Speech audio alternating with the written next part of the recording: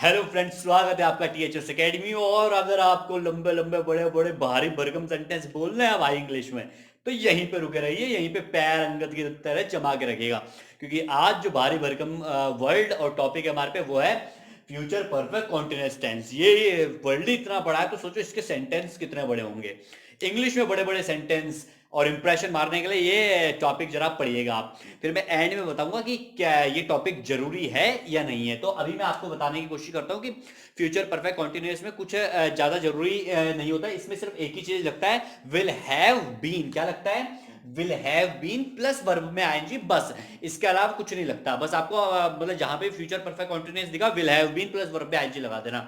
और जरा गौर से समझिएगा कि अगर रहा होगा, रहा सॉरी ये रहा होगा, रहे होंगे और रही होगी, ये कहीं आता है तो इसे काट देना, बिल्कुल फाड़ देना वो पेज। ठीक है, समझ में आ रहा है ना? ये कुछ नहीं होता। अगर आप ये ट्रांसलेशन कर रहे हैं तो ये बिल्कुल बेकार है। इंग्लिश आ ही नहीं सकती, क्योंकि इंग्लिश आती है सेंसेबल ट्रांसलेशन करके, ना कि ये वाक्य के अंत में था थे थी वाला ट्रांसलेशन करके। हमेशा फंसोगे, क्योंकि तुम इंग्लिश नहीं सीखोगे उस टाइम। तुम बस सेंटेंस के लास्ट में लिखने की कोशिश करोगे, सेंटेंस को पढ़ोगे कि अच्छा लास्ट में क्या है, उसके हिसाब से मैं सेंटेंस बनाऊंगा।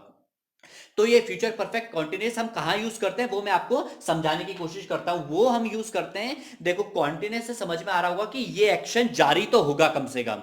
मतलब फ्यूचर में कुछ, मतलब कोई ऐसा एक्शन जो कुछ समय के लिए जारी हो और फ्यूचर में ही खत्म हो जाए। मतलब अगर मैं बात कर रहा हूं कि मैं 10 घंटे, देखो अब जरा कोशिश कर रहा हूं, मैं 10 घंटे से क्रिकेट, ये देखो फ्यूचर है यहाँ पे, FUTURE, फ्यूचर, ये पॉइंट फ्यूचर है। और मैं क्या 10 घंटे से क्रिकेट खेल रहा हूँ, मैं 10 घंटे से क्रिकेट खेल रहा हूँ जब मेरी मम्मी का कॉल आएगा।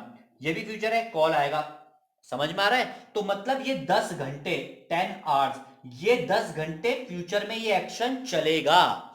जब भी कोई भी एक्शन फ्यूचर में कुछ टाइम के लिए चले, आ रहा है समझ में? अगर टाइम मेंशन नहीं है तो फ्यूचर कॉन्टिन्यूअस है। बट अगर टाइम मेंशन है कि ये एक्शन कुछ घंटों के लिए चलेगा और उसके बाद खत्म हो जाएगा, तो वहां पे हम यूज करते हैं future perfect continuous tense. Simple सा है। बस आपको क्या करना है, अब आपको सबसे पहले सब्जेक्ट लगा देना है, सब्जेक्ट या डूअर। सब्जेक्ट डूअर दोनों एक ही होते हैं, मतलब जो काम करता है।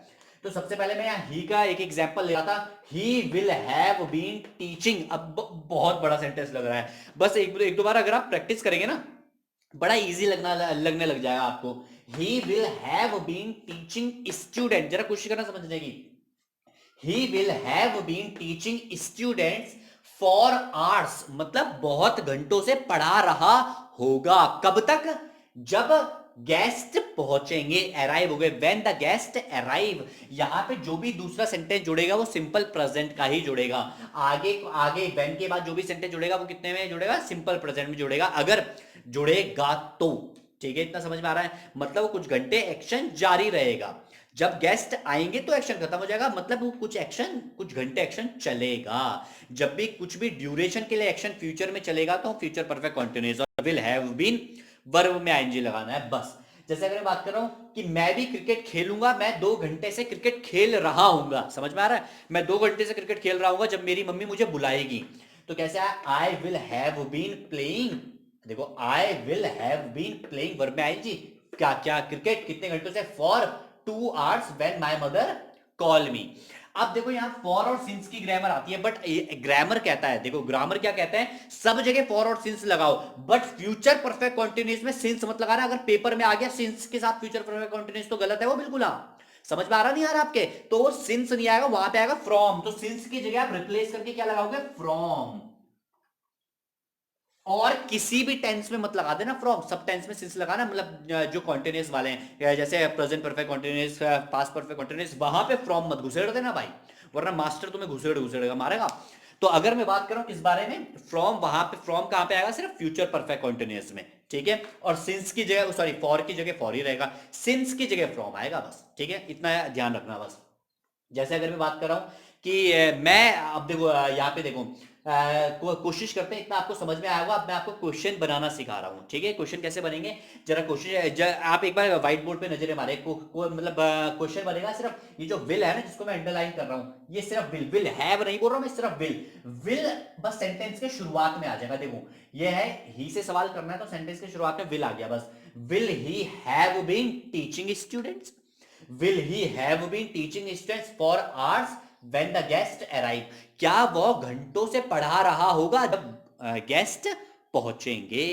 समझ में आ रहा है, सिंपल सा, मतलब कुछ वो हम कैसे क्वेश्चन को पूछ रहे हैं फ्यूचर में, जो सेंटेंस जारी रहता है कुछ ड्यूरेशन के लिए। सेम सवाल, will I have been teaching students for hours when the guests, देखिए when the guest arrive, will they have been teaching students for hours when the guest arrive, simple सा है। अब देखो बट निगेटिव अगर आपको answer देना है, अगर मना में आंसर देना है तो कुछ नहीं, विल के साथ नॉट आएगा, विल हैव के साथ नॉट नहीं आएगा, विल के साथ नॉट आएगा। तो क्या आएगा, I will not have, I will not आगे सेम सेंटेंस पूरा, I will not have been teaching for hours when the guest arrive. देखो कितना अच्छा लग रहा है बोलते हुए, अगर आप फ्लो में बोलोगे तो। जैसे I won't have been teaching the student for hours when the guest arrive, या व्हेन माय मदर कॉल, कुछ भी आप बोल सकते हो, ठीक है ना। जैसे अगर मैं बात कर रहा हूं कि they won't have been teaching students for hours when the guest arrive, simple सा है। बट will not को हम शॉर्टकट में क्या बोलते हैं, won't। इतना आपके समझ में आ रहा है। तो देखो यार, मैं आपको बता देता हूँ, ये जो है इंग्लिश में इसका यूज ही नहीं होता है, स्पोकन में बहुत कम यूज होता है, मतलब ना के बराबर यूज होता है, कोई इसे सीखता भी नहीं है ना, तो ये एग्जाम में आता है। बस अगर आप नॉलेज के लिए सीखना चाह रहे हो तो सीख सकते हो, बट इसका यूज कहीं नहीं है। कौन बोलता है कि मैं 10 घंटे से पढ़ा रहा हूंगा जब ट्रेन आई, तुमने हिंदी में कितने बार बोला है वाला सेंटेंस बताओ। जब तुमने हिंदी में नहीं बोला, इंग्लिश में क्या खाक बोलोगे। बट चलो फिर भी अगर नॉलेज के लिए सीखना चाह रहे हो तो सीख लो भाई, पर ये बकवास है वाला टेंस, ठीक है ना। तो अगर आपको टॉपिक समझ में आया, थोड़ा सा अगर आपकी और नॉलेज बढ़ गई तो बढ़िया है। और इस नॉलेज, और अगर अपनी इस नॉलेज को और आगे बढ़ाना चाहते हैं आप, तो हमारे साथ बने रहिए, हम आपके लिए और भी बहुत बेहतर टॉपिक लेके आएंगे। बट सब्सक्राइब का बटन दबाना ही दबाना है, जाना मत बिना सब्सक्राइब के, ठीक है ना। तो आप सब्सक्राइब करें, कुछ नए कंटेंट हम आपके लिए लेके आएंगे। और इस वीडियो को देखने के लिए बहुत बहुत शुक्रिया, और इस वीडियो को शेयर करें अपने दोस्त लोगों के साथ। Thank you so much.